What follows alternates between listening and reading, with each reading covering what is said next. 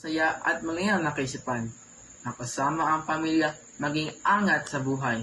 Kaya't pabutihan ko ang aking pag-aaral upang ang pangarap sa buhay ay matupad. Maging masunurin sa magulang at palaging isa puso.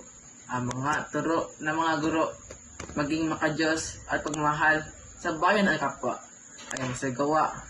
Kaya't respetuhin ang iba upang ikaw ay tularan. Ang kabataan, ang pag-asa ng bayan. Hinuhubog ng mabuti tungo sa katuparan ng mga pangarap.